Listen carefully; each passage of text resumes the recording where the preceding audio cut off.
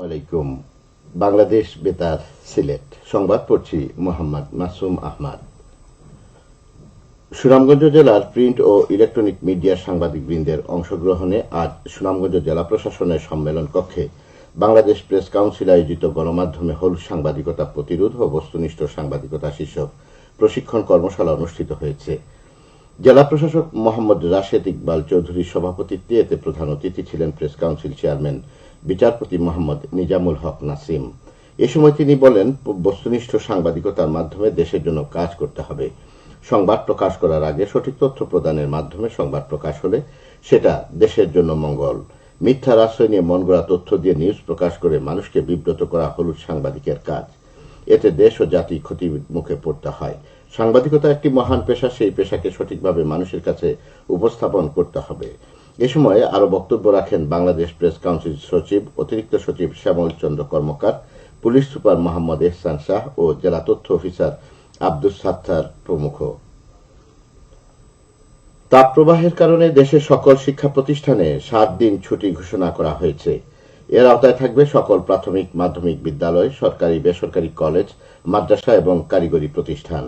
আজ এক বিজ্ঞপ্তিতে এই নির্দেশ দিয়েছে প্রাথমিক ও গণশিক্ষা মন্ত্রণালয়।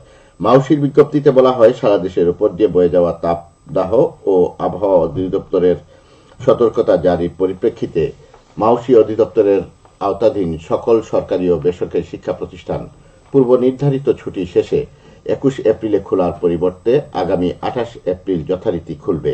দেশের কয়েকটি জেলার উপর দিয়ে তীব্র এবং বেশিরভাগ অঞ্চলে মাঝারি ও মৃদু তাপ প্রবাহ বয়ে যাচ্ছে।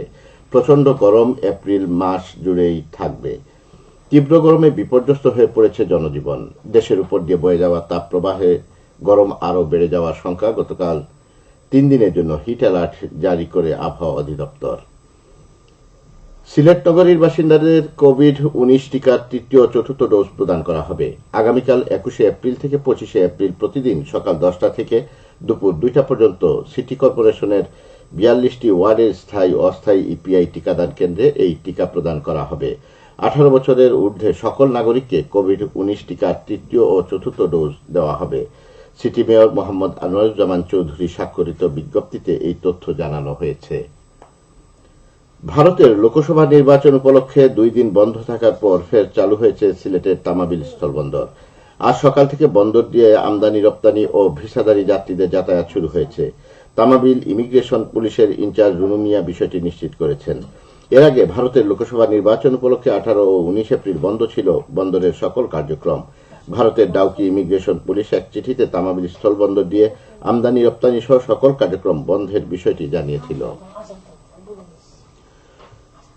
বর্জন করব তামাক সেবন, সুষম খাদ্যে গর্ব জীবন শীর্ষক সেমিনার অনুষ্ঠিত হয়েছে মৌলভীবাজারের বড়লেখা উপজেলায়।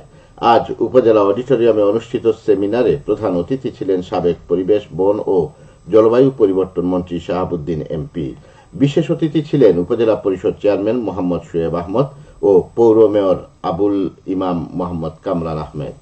এতে প্রশাসনের ঊর্ধ্বতন কর্মকর্তা, চিকিৎসক, সাংবাদিক, জনপ্রতিনিধি, সুশীল সমাজের প্রতিনিধিগণ উপস্থিত ছিলেন। তামাক নিয়ন্ত্রণ টাস্কফোর্স কমিটি ও আমরা ধূমপান নিবারণ করি যৌথভাবে এর আয়োজন করে। সিলেটের বিয়ানীবাজার উপজেলার চারখাই ইউনিয়নের অর্ধশতাধিক পরিবারের মাঝে ঢেউটিন বিতরণ করা হয়েছে। আজ স্থানীয় ইউপি কমপ্লেক্সে এসএসসি 2004 ব্যাচে এই আয়োজন করে। অনুষ্ঠানে জনপ্রতিনিধি ও এলাকার বিশিষ্টজন উপস্থিত ছিলেন। মৌলভীবাজারে আজ বাংলা বর্ষবরণ ও সঙ্গীত সন্ধ্যা অনুষ্ঠিত হবে। শিল্পকলা একাডেমিতে এর আয়োজন করেছে সঙ্গীত বিদ্যালয় সুর সাধনা। বিদ্যালয়ের অধ্যক্ষ তৃপ্তি চক্রবর্তীর পরিচালনায় অনুষ্ঠানে প্রাক্তন ও বর্তমান শিক্ষার্থীরা শাস্ত্রীয়, লোকজ ও আধুনিক সঙ্গীত পরিবেশন করবেন। এবারে শুনুন কৃষি সংবাদ। আবহাওয়া অনুকূলে থাকায় চলতি মৌসুমে লেবুর বাম্পার ফলন হয়েছে মৌলভীবাজারে। জেলার লেবু গাছ বাগানগুলোতে উঁচু নিচু পাহাড়ি টিলায় রয়েছে সারিবদ্ধভাবে কাগজি, চায়না, পাতি, কাটা, আদা সহ বিভিন্ন জাতের লেবু গাছ। চাষিরা এখন ভোর থেকে সন্ধ্যা পর্যন্ত বাগান থেকে লেবু সংগ্রহ ও বাজারজাতে ব্যস্ত সময় পার করছেন। উৎপাদনের শুরুতে রমজান মাস চলে আসায় কাগজি লেবুর চাহিদা ছিল বেশি। এখন বিভিন্ন জেলা থেকে আসা পাইকার ও আড়তদারদের মধ্যে বেশ ভালো বেচাকেনা হচ্ছে।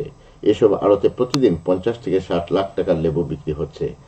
জেলা কৃষি সম্প্রসারণ অধিদপ্তর জানায়, এবছর জেলায় 1,720 হেক্টর জমি থেকে 29,331 মেট্রিক টন লেবুর উৎপাদনের লক্ষ্যমাত্রা নির্ধারণ করা হয়। কিন্তু কৃষি অধিদপ্তরের মাঠ পর্যায়ের কর্মকর্তাদের আন্তরিক প্রচেষ্টা, চাষিদের আগ্রহ ও আবহাওয়া অনুকূলে থাকায় লক্ষ্যমাত্রার চেয়ে 4,000 হেক্টর বেশি জমিতে লেবু চাষ করা হয়েছে। ফলে লক্ষ্যমাত্রার চেয়ে 1,500 মেট্রিক টন বেশি লেবু উৎপাদিত হবে বলে আশা করা যাচ্ছে। খেলার খবর, ফুটবল। সিলেট সদর উপজেলা খাসরগাঁও মাঠে ফুটবল টুর্নামেন্টে আজ দুটি সেমিফাইনাল খেলা অনুষ্ঠিত হবে।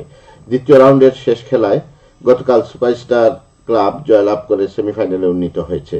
স্থানীয় মাঠে তারা 4-0 গোলে রনি একাদশকে পরাজিত করে। সবশেষে আবহাওয়া। সন্ধ্যে 6টা পর্যন্ত পূর্বাভাসে বলা হয়েছে, সিলেট সহ পার্শ্ববর্তী এলাকায় আজ কোনো সতর্কবাণী নেই এবং কোনো সংকেত দেখাতে হবে না। আজ সিলেটে সূর্যোদয় হয়েছে 5টা 26 মিনিটে এবং সূর্য